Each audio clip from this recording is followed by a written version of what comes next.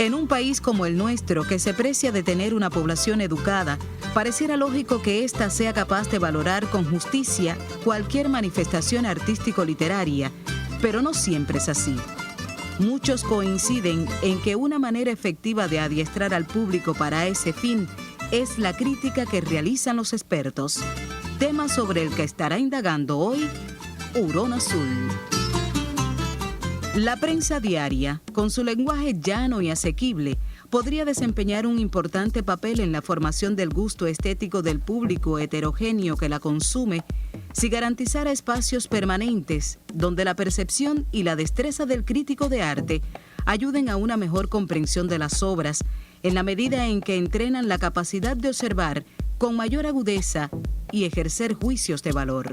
La crítica tiene una función extraordinaria en la formación del gusto estético porque es una especie de orientadora, de voz líder para guiar criterios, para influenciar en la opinión desde una óptica especializada. Es el crítico con el ejercicio de todos sus criterios, con la forma de expresarse y de manifestarse, quien posibilita desencriptar, quien hace posible que usted pueda atravesar todos estos códigos que el artista ha empleado y comprender la obra, saber de su ejecución, de por qué está ahí. O sea, la obra le llega a usted más fácil cuando hay un crítico que habló algo de ella.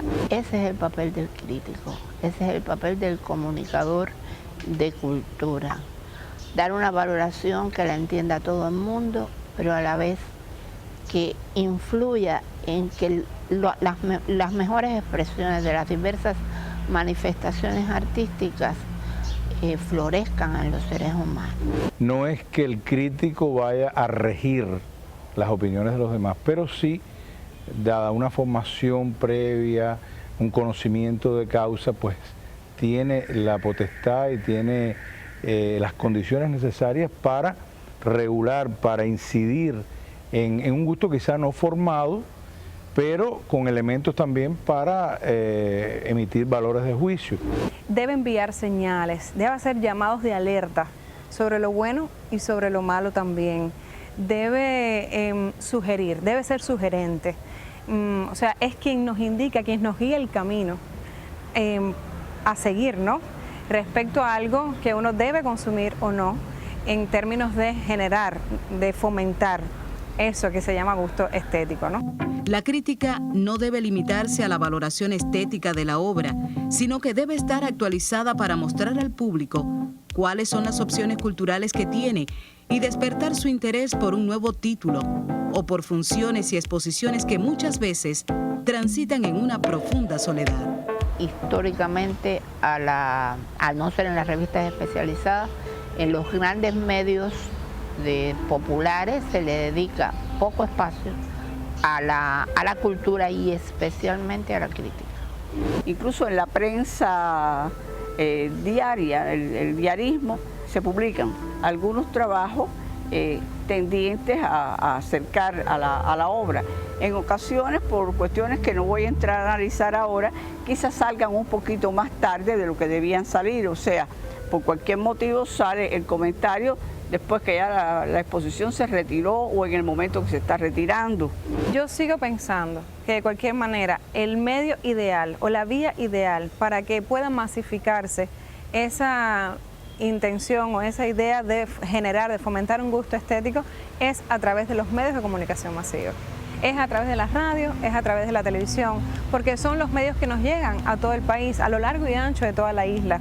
O sea, es el medio que todo tipo de ser humano consume en algún momento determinado del día, por más ocupados que estén. Hoy la televisión cubana cumple 64 años de fundada, celebración que coincide con la clausura de la segunda convención de la Radio y Televisión Cuba 2014, Expoferia Internacional, un evento devenido espacio ideal para el intercambio de ideas y la actualización de los profesionales de ambos medios. Organizado por la UNIAC de Santiago de Cuba en coordinación con la Oficina de la Muestra Itinerante de Cine del Caribe y el ICAIC, el domingo 26 se realizará una jornada de cine caribeño con la presentación de varias películas que representan a diferentes países de la región, acción con la que reabrirá sus puertas el Cine Cuba en saludo al aniversario 500 de la fundación de la Villa de Santiago de Cuba.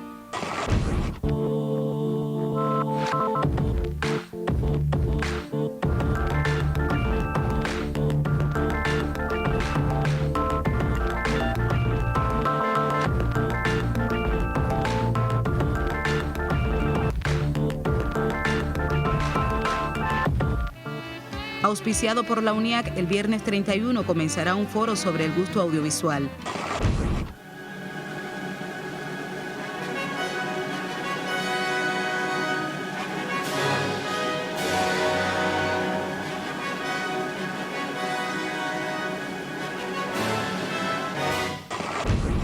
Un elenco artístico de lujo celebrará mañana sábado en el Patio Hurón Azul de la UNIAC el aniversario 20 de la Noche de Boleros de Oro.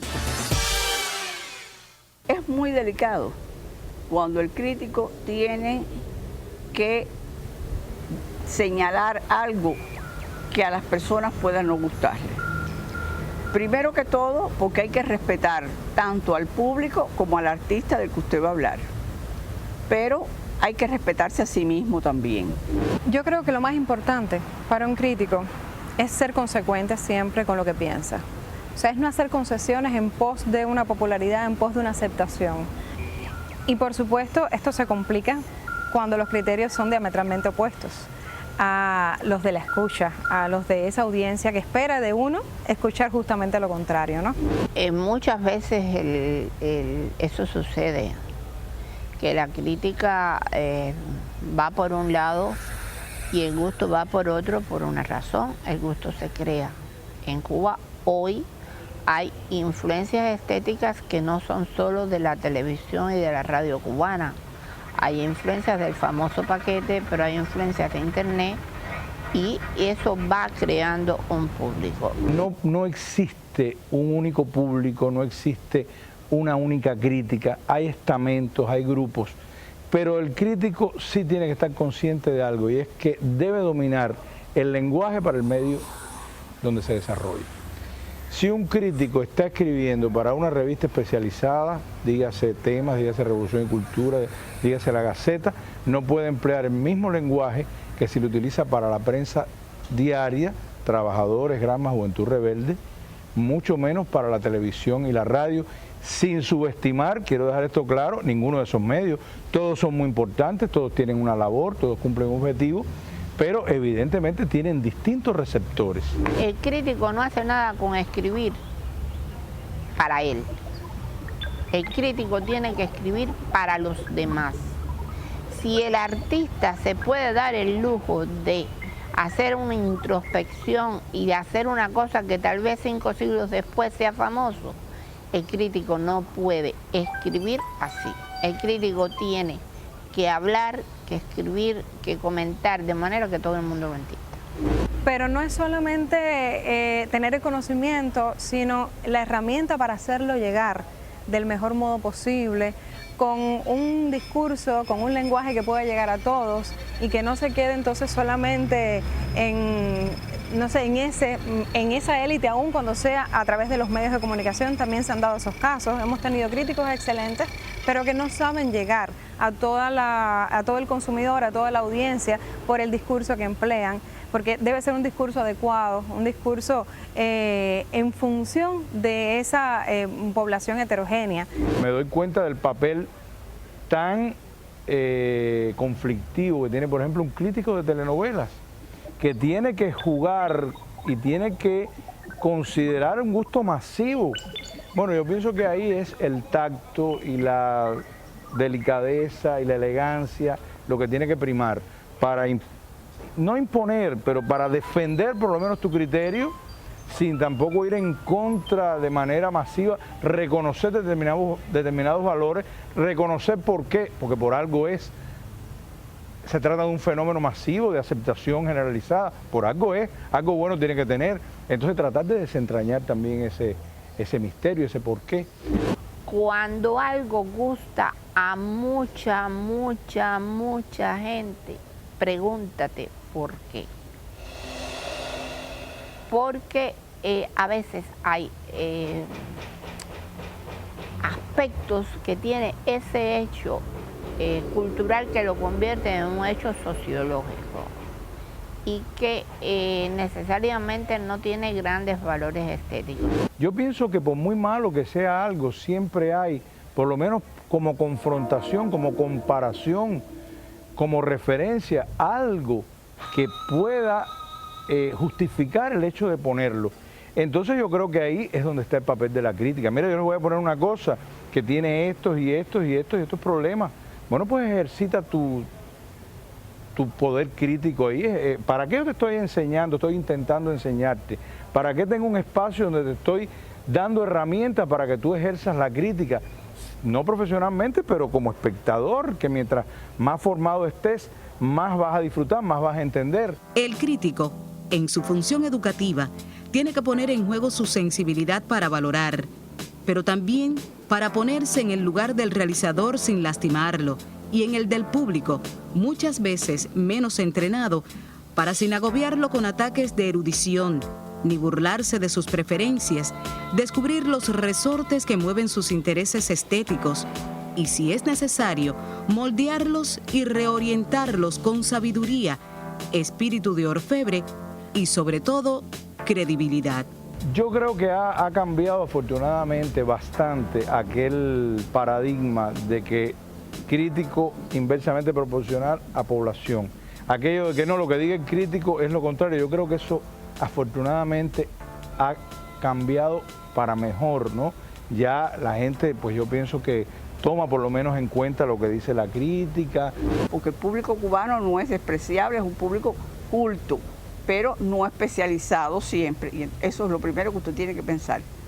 ¿Para quién estoy escribiendo? ¿Cómo me va a recibir? ¿Y cómo debo hacerlo? Crear ganchos para que esa persona que está del otro lado, ya sea de la pantalla, del auditorio, de las radios, o sea, en sus casas, pues sean capaces de aceptar al menos que nosotros podamos decir un criterio que vaya contrario al de ellos y a partir de ahí comenzar a pensar por qué. Quien asuma el papel del crítico de arte consciente de que sus ideas no servirán solo para elogiar o descalificar la obra de un artista, debe ser capaz de hacerlo con honestidad, sin falsos compromisos y con la convicción de que su palabra será tomada como buena por miles de personas. Tendrá también la misión de develar los secretos de la creación y educar al público con respeto y humildad, dotándolo de las herramientas necesarias para disfrutar por sí mismo del inigualable placer que proporciona el arte.